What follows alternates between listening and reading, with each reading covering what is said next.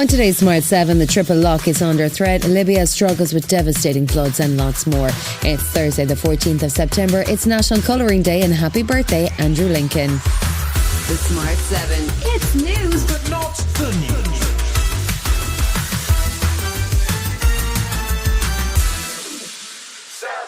Prime Minister Rishi Sunak and Health Secretary Steve Barclay held a meeting at Downing Street on Wednesday with senior NHS management, including NHS England CEO Amanda Pritchard.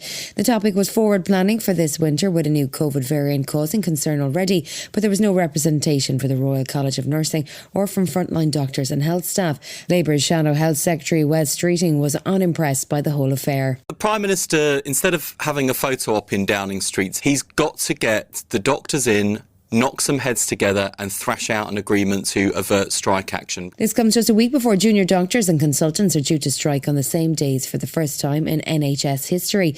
They're furious that the government is still refusing to negotiate, but Health Minister Maria Caulfield says that Rishi's first and final offer is the best the government can do. We can't offer 35%, which is what they're asking for. We can't afford 35%, and it's not fair on other public sector workers to be doing a deal at 35%. You know, what do we say to teachers, to police officers? Capital Breakfast and One Show presenter Roman Kemp wants a slice of funding too, but he's focused on his campaign to get the government to increase spending on mental health in schools. He says 50% funding is just not enough. If that is a 50-50 chance that your child is going to receive proper mental health care, if you had two children in front of you and each of them are saying that they are feeling this way, how do you decide which one gets the help?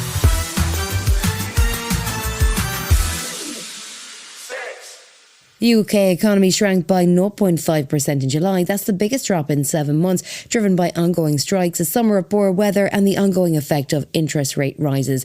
The topic came up in Prime Minister's Question Time as Labour leader Sir Keir Starmer wanted to know what is going right for the Tory government. Probation, prison, schools, China. Yet again, inaction man fails to heed the warnings and then blames everyone else for the consequences. The inaction man line seems to have hurt Rishi's feelings as Downing Street's press secretary later announced that the PM is in fact a man of action. Awkward. The other hot topic was whether or not the government will raise the official state pension as required under the so-called triple lock. That should see pensions increase by 8.5% at a time when the government is watching its spending. With speculation that the rise may be limited, Rishi was busy avoiding any commitment to the required amount. This is the party that introduced the triple lock, Mr. Speaker. So, Mr. Speaker, our track record is clear. There is one party in this House that has always stood up for our pensioners, and that is the Conservative Party.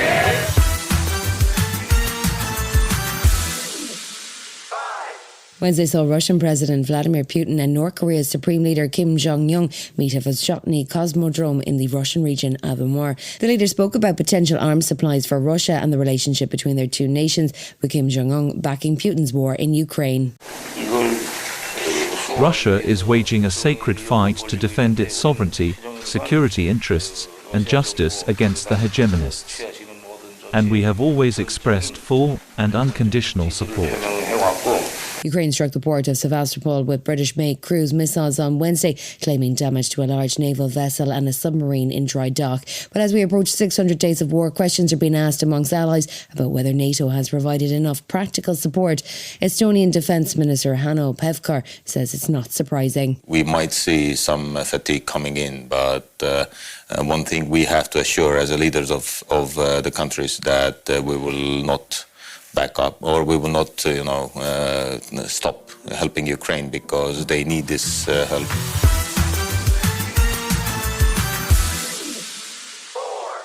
2023 has been a brutal year for natural disasters, from Hawaii to Morocco, and now Libya is facing extraordinary devastation in the wake of Hurricane Daniel. Catastrophic flooding hit the city of Derna as not one but two dams collapsed, leaving tens of thousands missing and a death toll estimated at over 20,000 people. Islamic Relief UK's Salah Abu Ghasim says the situation is critical and international aid is needed as quickly as possible. And we can tell you categorically that this is a major humanitarian crisis. The messages that are coming out is that the needs are huge. The needs are very varied. Still to come on the Smart 7, Taylor Swift cleans up and the Lioness's boss is going nowhere. Right after this. Well, well, well. Shopping for a car? Yep, Carvana made financing a car as smooth as can be. Oh, yeah? I got pre-qualified instantly and had real terms personalized just for me. Doesn't get much smoother than that. Well, I got to browse thousands of car options on Carvana, all within my budget. Doesn't get much smoother than that. It does. I actually wanted a car that seemed out of my range, but I was able to add a cosigner and found my dream car. It doesn't get much... Oh, it gets smoother. It's getting delivered tomorrow. Visit Carvana.com or download the app to get pre-qualified today. Welcome back. The aftermath of the Women's World Cup has been dominated by the Spanish shambles, so much so that it's easy to forget that the Lionesses finished as runners-up in their first final.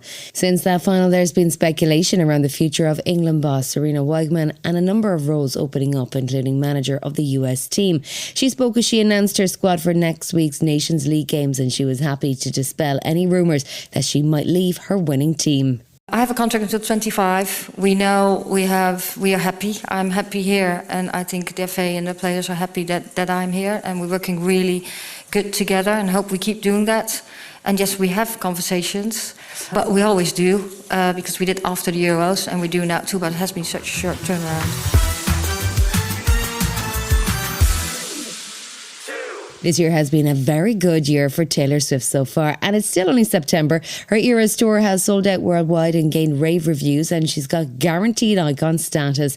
So with 11 nominations for the MTV Video Music Awards, the only question was how many she'd actually win, and the answer was almost all. She picked up 9 awards, including Video of the Year, Artist of the Year, Show of the Summer, and she took time to shout out to her longtime collaborator. I want to say I'm really, really lucky that I get to write songs with one of my best friends in the world. His name is Jack Antonoff. He is so talented, it's incomprehensible, and I'm so lucky. I've been making music with him since we worked on an album called 1989. We will continue working together till 2089.